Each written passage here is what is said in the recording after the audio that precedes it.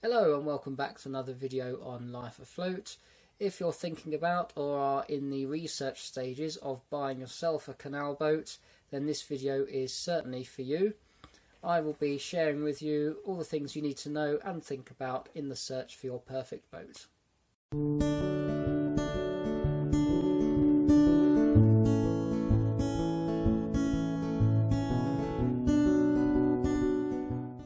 So before I get stuck into chatting about these things you need to be thinking about, if you haven't already done so, please do subscribe and support the channel.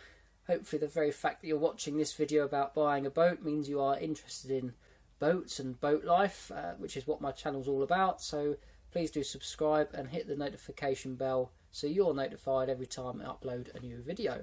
Right, so the first thing that I think you need to do when thinking about buying a boat is just to go and look at a load of different boats. Some people would say they need to work out the budget first, but the trouble with doing that is I believe the budget needs to include sort of all the associated costs of the boat, so the boat license, mooring fees if you're going to have a mooring, insurance costs, the boat survey, all those sorts of things, and that is greatly affected by the size of boat that you pick.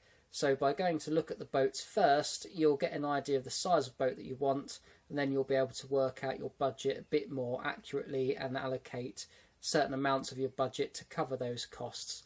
And then you'll be able to work out a bit better how much money you've got to actually spend on the boat itself. So it's a really straightforward thing to go and look at boats. Just do a quick Google search, find out the nearest places to you that sell boats. If you search for canal boat sales, or boat brokers or marinas that sell boats, that sort of thing, you'll soon find ones that you can travel to. Have a look at all different styles of boats, newer ones, older ones, ones that you think will be too small, ones that you think will be too big. Check out all the different stern types you can get, which is the back part of the boat where you stand when you're sailing or driving or piloting the boat, whatever you want to call it. You've got your traditional sterns, your cruiser sterns, which have a nice social sort of area at the back, your semi-trad sterns, all those things. Decide what stern type you would like, what sort of layout you would like, and get an idea for the size that you would be happy having and how much work you're willing to do on the boat as well. You know, there's so many things to consider. So when you're going around viewing these boats, just have a pad with you or use your phone and make a list of what sort of things you decide your boat must have, and things that perhaps you can add on or change at a later date, such as the type of toilet that's in there, or maybe you want a crash cover putting on the front, that sort of thing. So once you've been and looked at a load of boats, and you've got your list of what you must have on your boat, then it is time to look at your budget. When working out your budget, decide the overall amount of money that you've got to spend and then divide it up. Look at how much your license fee will be for the waterways that you want your boat on. Get a rough ballpark figure of insurance. You could just get a few quotes from some insurance companies to get an idea, or speak to people on narrowboat Facebook groups. You know, how much is your insurance, if you don't mind me asking. People quite happily tell you how much they're paying for their insurance and their size of boat and what cover they get for that. If you want to have a marina mooring or a residential mooring, ring up a few places, get some quotes. So another expense that you're going to have when buying a boat that you need to budget for is a boat survey. Now, I say you're going to have this expense. It's not essential to get a boat survey done, but it is extremely advisable.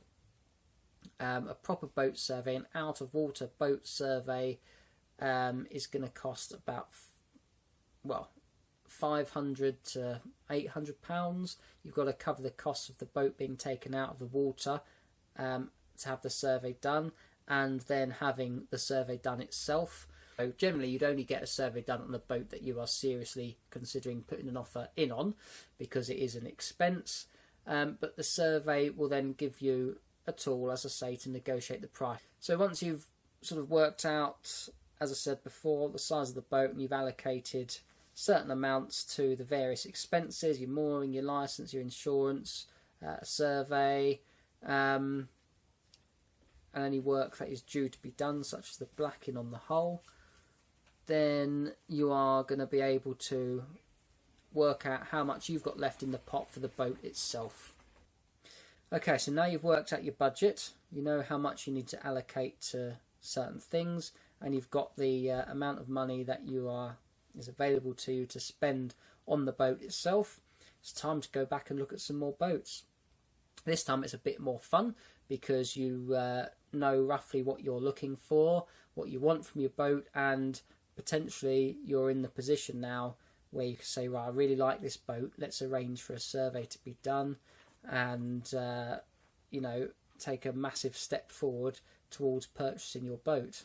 So just enjoy looking at boats. It's great fun going around and looking at boats. I love having a nosy through boats. You may need to make a compromise. When I was looking for boats, I really wanted, on my list of things to have was a multi-fuel stove with a back boiler feeding radiators. I really liked that idea. I wanted a cruiser stern, and I wanted it between 65 foot long.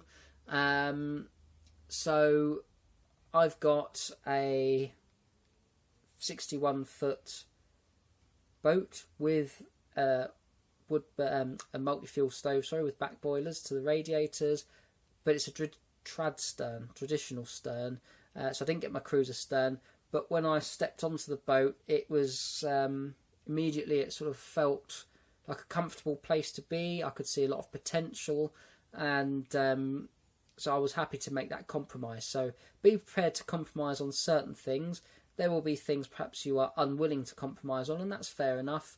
Just take your time, and you will eventually find the boat that's right for you, and one that you're willing to arrange a survey for, and to move forward in potentially purchasing. You found a boat that you really like. What do you do next? Well, get the seller or the broker, whoever it is, if it's a private seller or broker, get them to take you out on the boat up the canal and back. If they refuse to do that, you need to ask yourself why and potentially move on. If you're buying a car, you would not buy a car without test driving it first. It's the same sort of thing with a boat. You need to know that the engine is working, that the gearbox is okay, there's no obvious issues. If there are any obvious issues with the engine or the gearbox, then you might want to say, well, you've got to rectify this before I can look at moving on with seriously considering making an offer.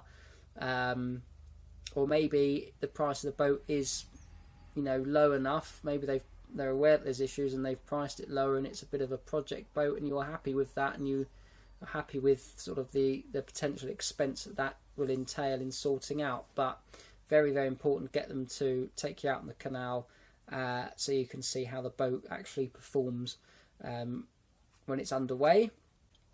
And then if you're happy with all of that, arrange for a survey to be done.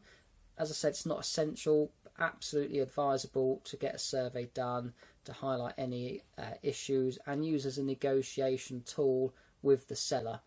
Now, if you're looking at a boat from a private seller, this is a bit more awkward because you're going to have to arrange for them to take the boat to a local boatyard with the facilities to remove it from the water.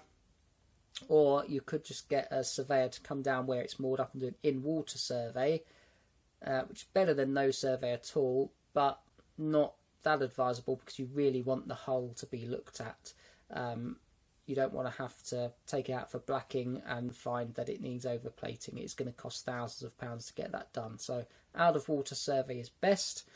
Get it to a local boatyard, out of the water, and then the boatyard will be able to recommend a local surveyor if they haven't got one there already.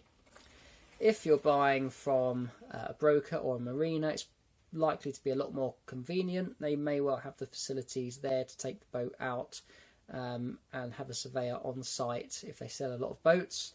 So that is obviously going to be a lot more convenient and easier to arrange. But yeah, getting the survey done is the next stage in the buying process. So let's say now then that you found the boat, you really like it, you've had it, you've taken it out on a test drive, if you like, and you're happy with how it's performing. You've had the survey done, and that's come back with hopefully nothing too drastic, but it comes back with a rough idea of how much it's going to cost to put these things right, and you still want to move forward with the boat purchase. Then it's time to open up your negotiations to put the offer in. Absolutely speak to the seller and say, it's going to cost £2,000 to put right.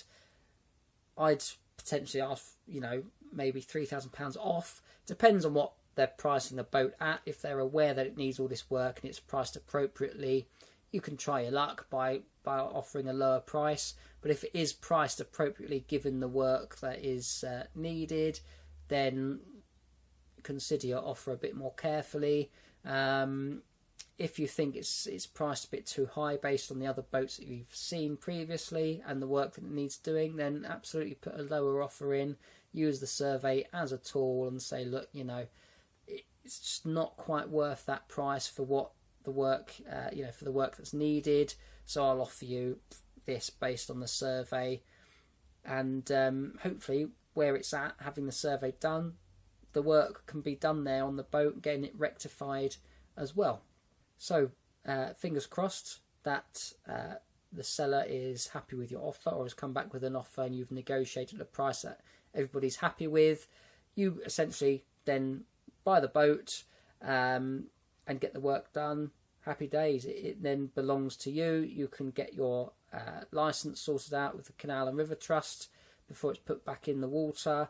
You can arrange for your insurance and boat safety certificate. If it hasn't already got some left on it, then again that's going to be something that you need to have done, but you can get that done at the same time as any work from the survey is being rectified. When you're buying a boat, it's a bit strange because there's no legal documentation to show who owns the boat. You don't have a logbook like you do with a vehicle, so it's a bit bizarre.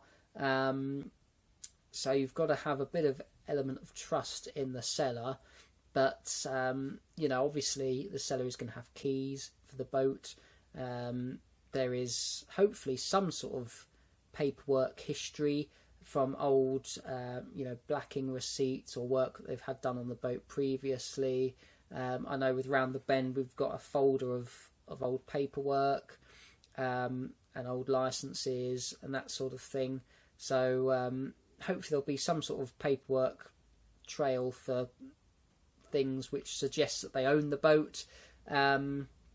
But it's not unheard of someone privately selling a boat that they don't actually legally own. Although that's very, very rare. It does bizarrely happen now and then. If it's a well-known broker, then obviously that gives you a bit more reassurance as well that it's a legit sale. But just something else to bear in mind. You're going to want to look at sort of evidence that the seller does actually have the legal right to be selling the boat. So there we have it. The things you need to consider and think about when buying a canal boat. I hope you found that interesting. If you think I've missed anything or have any comments, feel free to comment below. Please like and also subscribe to my channel. I'd appreciate that massively. Take care of yourselves and I'll see you in the next one. Cheers.